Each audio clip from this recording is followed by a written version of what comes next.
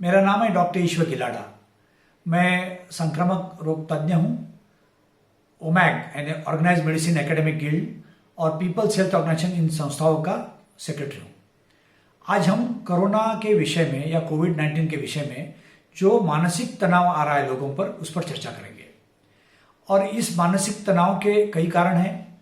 कुछ लोग घरों में बैठे हैं, किसी का जॉब छूट गया है, किसी की दुकान बंद है, किसी की आमदनी नहीं है, फाइनेंशियल प्रॉब्लम्स है, किसी को सोशल प्रॉब्लम्स है, किसी के यहाँ पे जो कार्यक्रम होना है, शादी, सगाई, बेबी शावर, वो प्रोग्राम नहीं हो रहे हैं। और कई जगह तो ऐसा है कि सब एक चार दीवारी में बंद, बाहर जाने के लिए कोई सोशल लाइफ नहीं है, उसके वजह से प्रॉब्लम है। तो ये प्रॉब्लम सभी लोगों में है, जो कोरोना से संक्रमित नहीं है उन लोगों में, जो कोरोना से संक्रमित है उन लोगों में, और ऑलरेडी जिनको संक्रमण होके गया है उन लोगों में। अब इश्यू यह है कि इन पर हम मात कैसे करें। मात करने के लिए हमें किसी को ऐसी आदत नहीं थी कि हम हमेशा घर में बैठे, तो अभी अपने को बैठना पड़ रहा है, तो हमें ऐसी आदत डालना पड़ेगा। हमें कोरोना के साथ जीना सीखना पड़ेगा। कोरोना या कोविड-19 ये कुछ हफ्ते में या कुछ दिनों में या कुछ महीने में जाने वाली बीमारी दिखती नहीं है। हो सकता है बीमारी कई महीने चलेगी, एक साल भी चलेगी। तो इस बीमारी के साथ अगर हमको इस ढंग से जीना है कि अपनी रोजमर्रा की जिंदगी भी चले और अपना साइकोलॉजिकल बैलेंस भी मेंटेन रहे, तो अपने परिवार के लोगों के साथ आपके रिश्ते अच्छे होंगे ही, लेकिन जहां नहीं है वो भी अच्छे बनाओ। जो अपनी पुरानी यादें हैं, पुरानी यादें निकालो। कुछ पुराने गेम्स होंगे, कुछ अंताक्षरी खेलते होंगे, वो करो। बच्चों के साथ संवाद करो।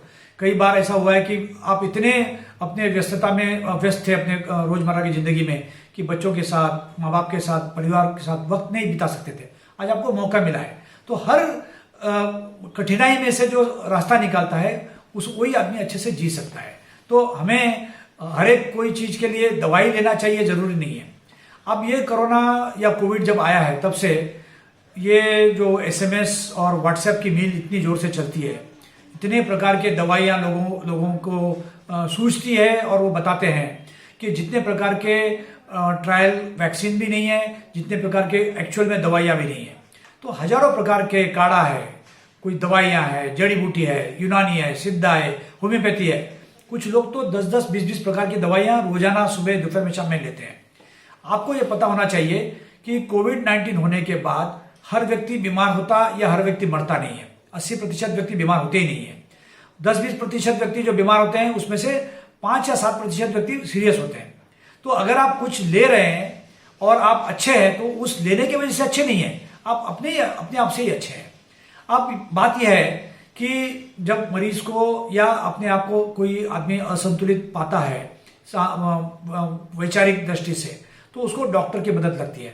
तो डॉक्टरों को भी, जो हेल्थ केयर स्वास्थ्यकर्मी भी, उनको भी ये जरूरी है कि मरीज को अच्छे से देखभाल करे, अच्छे से प्यार मोहब्बत से पेश आए।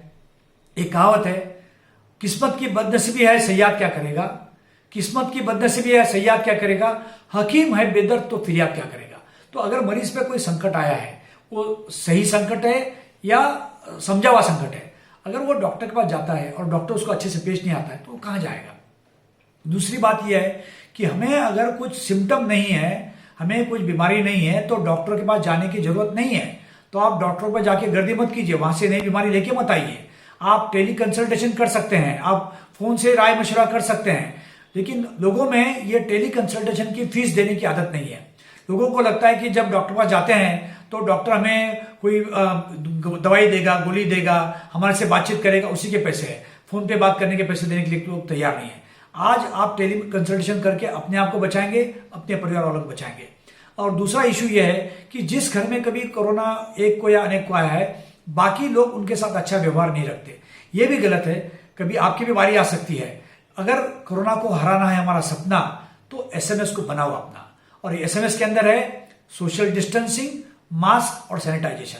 तो आप कहीं भी जाओ, कोई भी कार्यक्रम के लिए जाओ, अपने जॉब के लिए जाओ, कहीं डॉक्टर के पास जाओ, अस्पताल जाओ, मिलने के लिए जाओ, आप ये SMS अपनाओ, तो आप ये सब चीज से बच सकते हो।